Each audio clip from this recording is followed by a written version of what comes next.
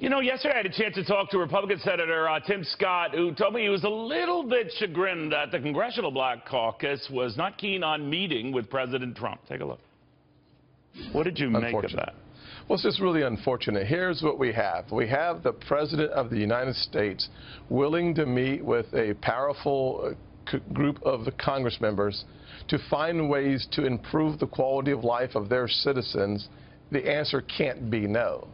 If you don't like the direction of the policies of the president, or you don't like the president, it's not about him. It's about the policy positions that are represented in the administration that could bring relief to citizens.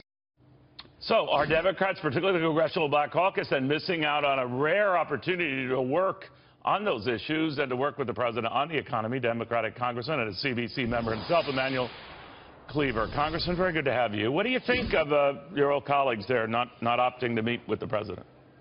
Well, it's important. I don't know about two requests that we've turned down. We did meet with the president on, at least our executive committee met with the president on March 22nd.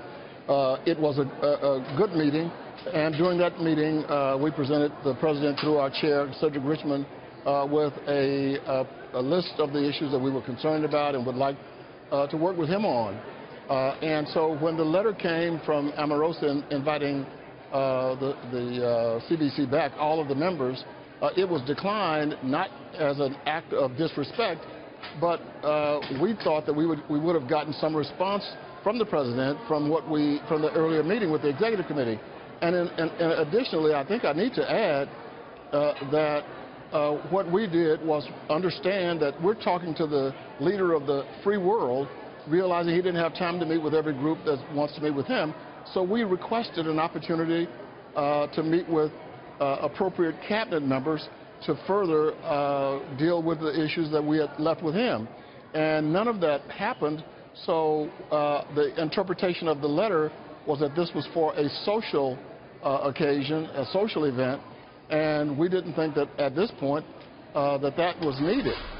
But you must have known the impact this decline would have, right? Well, yes, but keep in mind that the Congressional Black Caucus was engaged in a high-level disputation with President Clinton. One of the things that I hope we never do as members of Congress who are African American is decide that we're not going to work with someone on issues that are important to us. If you go back and look at history, the caucus met long before my time with Richard Nixon. Never was there a time when they did not meet. There was never a time they did not meet with President Reagan or with George Bush. But, Congressman, is it fair to say, I don't want to generalize here, but that the Congressional Black Caucus is more willing and eager to work with Democrats than Republicans? Well, obviously, there would be a greater inclination to have some agreement on issues, but make no mistake, Republicans would do the same in the other situation, the other direction. So I don't know about that. I do believe there's a lot of petulance on either side, and you and I have talked about that and the tone in Washington, but it just seems at a time, you know, with all of this uproar and the extreme emotions, and to your credit, you don't fall prey to that. This was time to give the benefit of the doubt to any exchange, even if it is just more on the side for pleasantries to start off with. Yeah, and I can appreciate that. And Tim Scott, I appreciate what he said, and he's right in almost all of what he just said. When I say friend, I don't mean the political, congressional kind of friendship, you know, you just say it. Yeah. He and I are actually friends. I got into some trouble speaking very kindly about him in his home state. But what we are understanding is that the cabinet members will know much more about what we want to talk about.